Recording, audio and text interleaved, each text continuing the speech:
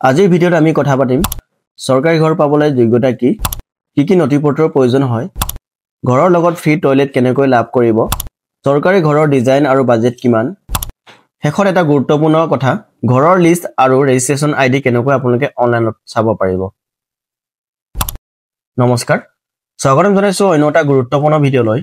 আপুনি যদি প্ৰধানমন্ত্ৰী আৱাস যোজনা গ্ৰামীণৰ অধীনত সৰকাৰি ঘৰ বিচাৰি আছে তেন্তে আজি ভিডিঅটো কেৱল আপোনাৰ বাবে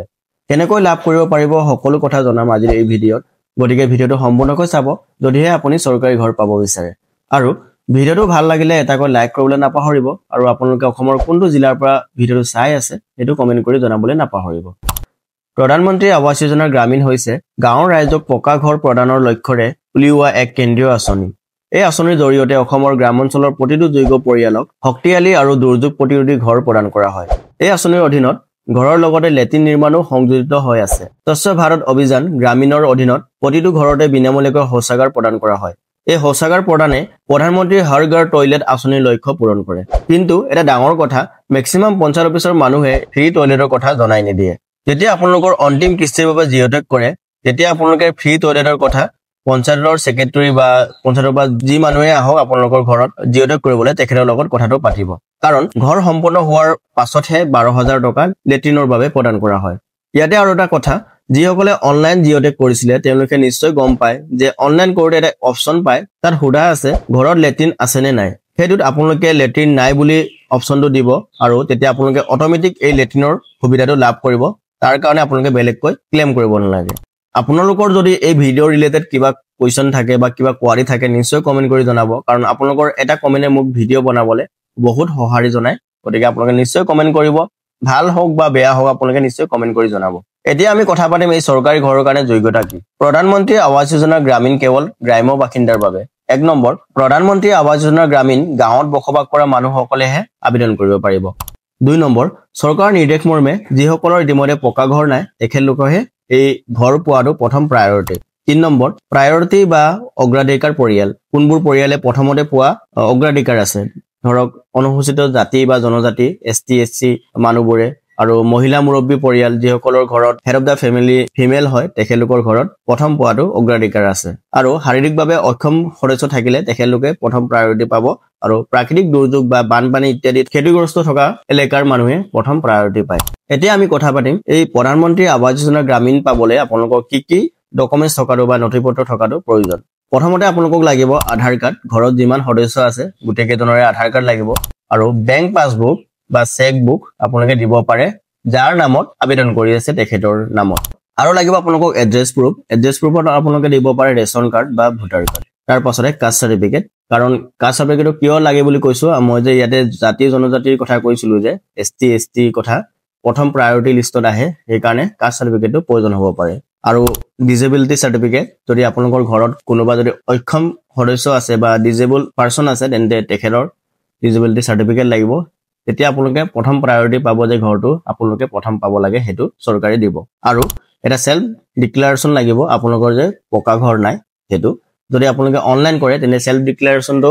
এই এপতে হৈ যায় তাত আপোনালোকে বেলেগকৈ লিখি দিব নালাগে আৰু আপোনালোকক লাগিব পাসপোৰ্ট সাইজ ফটো আৰু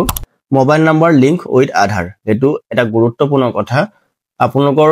যোনটো আধাৰ কাৰ্ড হয় তাত লিংক মোবাইল নম্বৰ এটা থাকে মানে আধাৰ কাৰ্ডৰ যিকোনো মেছেজ হেতু নম্বৰত আহে হেতু নম্বৰ আপোনালোকক খুবেই প্ৰয়োজন হেতু আপোনালোকে নিশ্চয় ৰাখিব এতিয়া আপোনালোকক জনাম এই সৰকাৰি ঘৰৰ ডিজাইন আৰু বাজেটৰ বিষয়ে কাৰণ এটা সৰকাৰৰ পৰা জাননী জাৰি কৰা আছে হেতুৰ সহায়ত আপোনালোকক কথাটো অলপ বুজাই ক'বলৈ চেষ্টা কৰিম প্ৰধানমন্ত্ৰী আৱাস যোজনা গ্ৰামীণৰ অধীনত প্ৰায় 1,60,000 পৰা 1,80,000 টকা অনুদান দিয়া হয় ঘৰৰ বাবে কিন্তু ভিন্ন অঞ্চলৰ ওপৰত নিৰ্ভৰ কৰি এই টকা অলপ কম বেছি হ'ব পাৰে ধৰক আপোনালোকৰ যদি ঠাইত বানপানীৰ প্ৰবল এৰিয়া হয় তেন্তে আপোনালোকৰ ঠাইত অলপ বেছি হ'ব পাৰে এমাউন্টটো অসম চৰকাৰে প্ৰায় 6 প্ৰকাৰৰ ঘৰৰ ডিজাইন অনুমোদন কৰিছে আৰু ঘৰটোৰ আয়তন বা এৰিয়া প্ৰায় 25 বৰ্গ মিটাৰ হ'ব লাগিব বা 25 স্কয়াৰ ফিট হ'ব লাগিব হেতু হিচাপত আপোনালোকে বনাব লাগিব যদি আপোনালোকে ঘৰ পাবলৈ সক্ষম হয় আপোনালোকক মই এটা বেনাৰ সহায়ত কথাটো বুজাব বিচাৰিছো চৰকাৰে জাৰি কৰিছে ইতিমধ্যে ইয়াতে আপোনালোকে দেখা পাইছে ইয়া অসমৰ মেপ আৰু ইয়াতে দিয়া আছে প্ৰায় 5টা জোনত ভাগ কৰা হৈছে এটো আপোনালোকে অসমৰ মেপটো দেখা পাইছে ইয়াতে বেলেগ বেলেগ কালাৰ দিয়া আছে এই কালাৰৰ হিচাপত ঘৰৰ কোনো বাজেট হয় বা ডিজাইন হয় অলপ বেলেগ বেলেগ হয় ইয়াতে আপোনালোকে দেখা পাইছে A01 A02 এনেকৈ দিয়া আছে আসাম 02 আসাম 03 এনেকৈ আপোনালোকে চাব পাৰিব আৰু এই যোনটো তালিকা হয় বা এই বেনাৰটো মই ইয়াৰ লিংকটো ডেসক্ৰিপচনত দি দিম বা কমেন্ট বক্সত পিন কৰি দিম আপোনালোকে তাত ক্লিক কৰি ডাউনলোড কৰি চাব পাৰিব আপোনালোকে কোনটো ডিজাইন ভাল পায় হেতু ডিজাইনৰ আপোনালোকে ঘৰটো বনাব পাৰিব আৰু এই ডিজাইনৰ ওপৰত কিমান এমাউন্ট আছে হেতু আপোনালোকে চাব পাৰিব ইয়াৰ ডিটেইলছ সব দিয়া আছে এই চৰকাৰী ঘৰবোৰ স্থানীয় জলবায়ু আৰু বানপানী পৰিস্থিতি অনুসৰি ডিজাইন প্ৰস্তুত কৰা হৈছে ভেটিটো সিমেন্টৰে লগোৱা হয় আৰু বেৰবোৰ ইটা বা বাহেৰে তৈয়াৰ কৰা হয় চালি বা চাটখন তিন পাতেৰে তৈয়াৰ কৰা হয় যিয়ে বৰষুণ আৰু বানপানী দুইটাৰ পৰা সুৰক্ষা প্ৰদান কৰিব পাৰে এতিয়া আপোনালোকক জনাম এই চৰকাৰী ঘৰৰ কাৰণে আপোনালোকে আবেদন কেনেকৈ কৰিব পাৰিব চাওক এই চৰকাৰী ঘৰৰ কাৰণে আপোনালোকে আবেদন দুই প্ৰকাৰে কৰিব পাৰে বা দুই ধৰণে কৰিব পাৰিব প্ৰথম অফলাইন প্ৰক্ৰিয়া আপোনাৰ গ্ৰাম পঞ্চায়ত বা কমন সাৰ্ভিস চেণ্টাৰ CSCৰ সহায়ত আপোনালোকে অফলাইন কৰিব পাৰিব আৰু অনলাইন প্ৰক্ৰিয়াটো হৈছে অফিচিয়েল ৱেবসাইট প্ৰধানমন্ত্ৰী আৱাস যোজনা gramin.nic.in বা আৱাস প্লাস 2024 এপৰ সহায়ত অনলাইন সেল্ফ জিঅটেক সাৰ্ভে কৰিব পাৰিব আৰু লগতে আপোনালোকে কেনেকৈ অনলাইন কৰিব পাৰিব বা অফলাইন এই চৰকাৰী ঘৰৰ কাৰণে আবেদন কৰিব পাৰিব যদি ডিটেইলছ ভিডিও আপোনালোকক প্ৰয়োজন আছে তেনে মোক কমেন্ট কৰিব আৰু অনলাইন কেনেকৈ ঘৰ আবেদন কৰিব পাৰি বা ঘৰৰ কাৰণে কেনেকৈ আপোনালোকে অনলাইন সেল্ফ জিঅটেক কৰিব পাৰি তাৰ বাবে এটা ভিডিও অলৰেডি দি থোৱা আছে মোৰ চেনেলত আপোনালোকে চাব পাৰিব সৰ্বশেষত আপোনালোকক মই জনাব বিচাৰিছো মই ভিডিওৰ আৰম্ভণিতে কৈছিলো আপোনালোকৰ নাম যদি জিঅটেক লিষ্টত আহিছে বা আপোনালোকৰ নাম যদি এলট হৈছে তেন্তে আপোনালোকে এই লিষ্ট কেনেকৈ অনলাইনত চাব পাৰিব আৰু আপোনাৰ ৰেজিষ্ট্ৰেচন নাম্বাৰ যোনটো ঘৰৰ এটা ৰেজিষ্ট্ৰেচন নাম্বাৰ থাকে হেতু কেনেকৈ চাব পাৰিব এতিয়া আপোনালোকক মই দেখাই আছো চাওক আপোনালোকে সাৰ্চ কৰিব প্ৰধানমন্ত্ৰী আৱাস যোজনা গ্ৰামীণ এনেকৈ শৰ্ট ফৰ্মত সাৰ্চ কৰিব EMAYG এনেকৈ সাৰ্চ কৰি দিব সাৰ্চ কৰাৰ লগে লগে আপোনালোকে প্ৰথমতে দেখা পাইছে এই IY/ প্ৰধানমন্ত্ৰী আৱাস যোজনা গ্ৰামীণ বেনিফিচিয়াৰী ইয়াত ক্লিক কৰিব তাত ক্লিক কৰাৰ পাছতে আপোনালোকে ইয়াতে এটা অপচন আপোনালোকে দেখা পাব আৱাস টপ এই অপচনত ক্লিক কৰিব আপোনালোকক অলপ জুম কৰি দেখাইছো চাওক তাৰ পাছতে আপোনালোকে কি কৰিব এই ৰিপৰ্ট যোনটো অপচন হয় ইয়াতে ক্লিক কৰিব তাত ক্লিক কৰাৰ পাছত স্ক্ৰল ডাউন কৰিব স্ক্ৰল ডাউন কৰি আপোনালোকে এই H নম্বৰটো social audit report beneficiary details for verification এই অপচন ক্লিক কৰিব তাত ক্লিক কৰাৰ পাছতে ইয়াতে প্ৰথমতে ষ্টেটটো সিলেক্ট কৰিব ষ্টেট সিলেক্ট কৰাৰ পাছত আপোনালোকে দেখা পাইছে ডিস্ট্ৰিক্ট আপোনাৰ যি ডিস্ট্ৰিক্ট হয়তো সিলেক্ট কৰিব ব্লক তাৰ পাছতে আহিলে গ্ৰাম পঞ্চায়ত আপোনাৰ যি গ্ৰাম পঞ্চায়ত হয় এটো সিলেক্ট কৰিব এণ্ড দেন কোনটো ফাইনান্সিয়েল ইয়াৰৰ কাৰণে চাব বিচাৰিছে চাওক ইয়াৰে কিছুমানৰ প্ৰশ্ন যে 2025-26 চনৰ কোনো ডাটা হয় হেতু নট ফাউন্ড বুলি দেখায় হয় এটো দেখাবই কাৰণ ইতিমধ্যে 2025-26 ৰ জিঅটেক আৰম্ভ হৈছে বা এই ভেৰিফাই হৈছে ইয়াৰ লিষ্ট ফাইনেল লিষ্ট আহা নাই আপোনালোকে কি কৰিব যদি আপোনালোকৰ পুৰণা হয় তেন্তে এই 24-25 যোনটো ফাইনান্সিয়েল ইয়াৰ হেতুৱে সিলেক্ট কৰিব এই 25-26 সিলেক্ট নকৰিব এটো কাৰণ ইতিমধ্যে জিঅটেক কৰিছে হে ইয়াৰ ফাইনেল লিষ্টটো আহা নাই 24-25 সিলেক্ট কৰিব সিলেক্ট কৰাৰ পাছতে প্ৰথম যোনটো অপচন প্ৰধানমন্ত্ৰী আৱাস যোজনা গ্ৰামীণ এটো ক্লিক কৰিব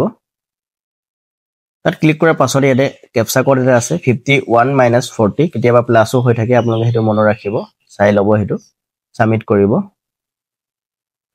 সাবমিট কৰাৰ পাছতে আপোনালোকে এটা দেখা পাইছে বেনিফিচিয়াৰী ফাদাৰ্স স্পন্স ইয়াতে দেখা পাইছে আপোনালোকে ঘৰৰ ID নাম্বাৰ ইয়াতে আপোনালোকে দেখা পাইছে যে S1357852 এটো এটা ঘৰৰ ৰেজিষ্ট্ৰেচন নাম্বাৰ এনেকৈ আপোনালোকে উলিয়াব পাৰিব ইয়াতে দেখা পাইছে আপোনালোকে 2024-25 এটো কি কৰিব আপোনালোকে এই PDF ফাইলটো ডাউনলোড PDF অপচনত ক্লিক কৰি ডাউনলোড কৰি লব আৰু আপোনাৰ নামটো ইয়াতে বিচাৰিব পাৰিব সো ইয়াতে পঞ্চায়ত যিমানজন মানুহৰ ঘৰ এলোকেট হৈছে বা লিষ্ট আহিছে গুটিকেজনৰে নাম ইয়াতে শো হ'ব আপোনালোকে এটো বিচাৰি লব লাগিব ল্যাপটপত কৰিলে আপোনালোকে সুবিধা হয় নামটো সাৰ্চ কৰি Ctrl+F কৰি আপোনালোকে সাৰ্চ কৰি উলিয়াব পাৰে কিন্তু মোবাইলত হলে আপোনালোকে এটো মেনুৱেলি বিচাৰিব লাগিব এলফাবেট সিস্টেমত এটা আপোনালোকে মনত ৰাখিব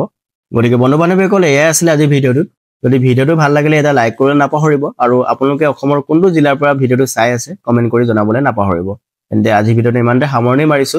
আমি অন্য এটা গুৰুত্বপূৰ্ণ ভিডিওতে লগ পাম তেতিয়ালৈকে ধন্যবাদ জয় অসম বন্দে মাতৰম